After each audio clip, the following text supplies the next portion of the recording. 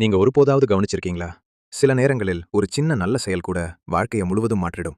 பைபிளில் அப்படிப்பட்ட ஒரு அழகான சம்பவம் இருக்கிறது. சூனேம் என்ற ஒரு சிறிய ஊரில் ஒரு செல்வந்தரும் சிந்தனை மிக்கவளுமான ஒரு பெண் வாழ்ந்து வந்தாள். ஒரு நாள் அவள் கவனித்தாள். தீர்க்கதரிசியான எலிசா அடிக்கடி அந்த ஊர் வழியாகச் சென்று கொண்டிருப்பதை. அவரை பார்த்தவுடன் அவளுக்கு ஒரு விஷயம் புரிந்தது. இவர் சாதாரண மனிதர் இல்லை. இவர் தேவனுடைய மனிதர். அவர் வரும்போதெல்லாம் கடவுளின் சமாதானமும் ஆசீர்வாதமும் அந்த இடத்தில் இருப்பது போல அவள் உணர்ந்தாள். அதனால் ஒரு நாள் அவள் தன் கணவரிடம் சொன்னாள். அவர் இங்கே வரும்போதெல்லாம் ஓய்வெடுக்க ஒரு சிறிய அறையை நம்ம வீட்டின் மாடியில் கட்டி வைப்போமா? அவளது கணவரும் உடனே சம்மதித்தார். அவர்கள் அந்த அறையை மிகவும் எளிமையாக தயார் செய்தார்கள். ஒரு கட்டில், ஒரு மேஜை, ஒரு நாற்காலி மற்றும் ஒரு விளக்கு. அது பெரிய அரண்மனை அறை இல்லை.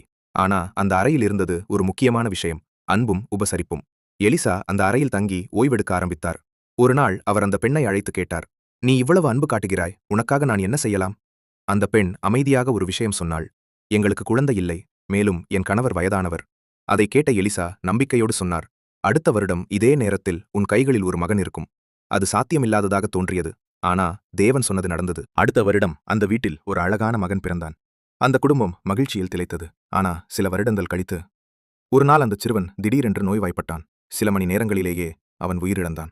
ஒரு தாய்க்கு இது எவ்வளவு பெரிய வேதனை தெரியுமா? ஆனா ஆச்சரியமான விஷயம் என்ன தெரியுமா?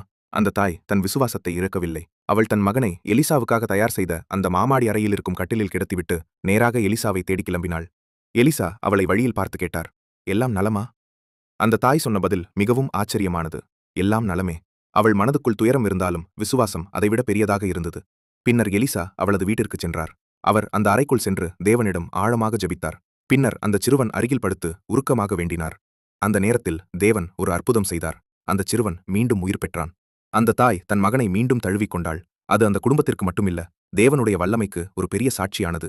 இந்த கதை நமக்கு 3 முக்கியமான பாடங்களைச் சொல்கிறது. முதலாவது, சிறிய செயல்களையும் தேவன் கவனிக்கிறார். அந்த பெண் செய்த ஒரு சிறிய உபசரிப்பு ஒரு பெரிய ஆசீர்வாதமாக மாறியது. இரண்டாவது, துன்பம் வந்தாலும் விசுவாசத்தை விடக்கூடாது.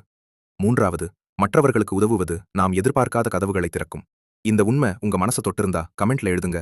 நான் விசுவாசிக்கிறேன்.